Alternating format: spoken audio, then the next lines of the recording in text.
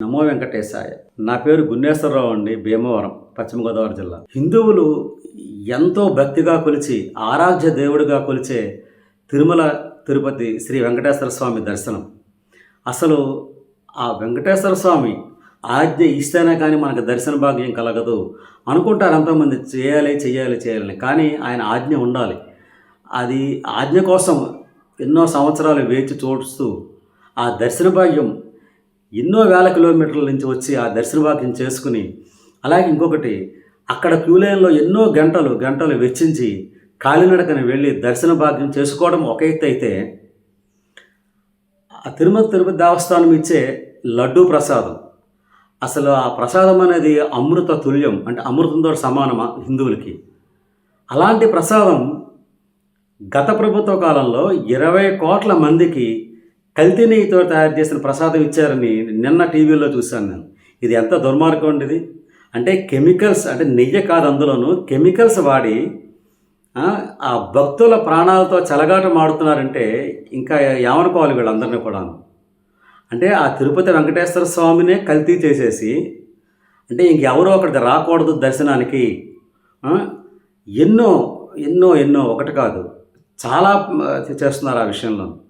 కానీ ఒక్కటి మటుకు చెప్తున్నాను నేను, భగవంతుడైతే క్షమించడు. ఎందుకంటే ఒకేసారి జరగకపోవచ్చు, వేచి చూస్తూ ఉంటాడు. ఈ మహాభారతంలో ఉంటాడు, కంసుడికి 100 తప్పులు చేస్తే కనుక మరణశిక్ష అని కృష్ణుడు చెప్తాడు. అలాగేంటంటే ఆ దేవదేవుడు వెంకటేశ్వర స్వామి చూస్తూ ఉంటాడు, ఎవరిని క్షమించడు. ఎవరైతే తప్పు చేశారో వాళ్ళని ఖచ్చితంగా శిక్షిస్తాడు, నో డౌట్ అబౌట్ ఇట్. అసలు ఆ దేవుడితోటి పరాచకాలు ఏంటండి, ఆ దేవుడితోటి కుట్రలు కుతంత్రాలు ఏమిటి, నాకు అది ఆశ్చర్యంగా ఉంది నాకు. అంటే హిందువుల మనోభావం దెబ్బతీయాలి, సనాతన ధర్మాన్ని దెబ్బతీయాలని ముఖ్య ఉద్దేశం. ఒక్కటి చెప్తున్నాను నేను, ఈ భారతదేశం అవనండి, రాష్ట్రం అవనండి, సనాతన ధర్మం పాటిస్తున్నారు కాబట్టే, ఎంతో వేలాది మంది భక్తులు సనాతన ధర్మం పాటిస్తున్నారు కాబట్టే ఇంకా ఈ రోజుని సస్యశ్యామలంగా ఉంది. ఎన్నో ఒడిదుడుకులు, ఎన్నో తుఫాన్లు ఎన్నొచ్చినా కూడా నిలబడింది అంటే కారణం సనాతన ధర్మం, హిందూ ధర్మం.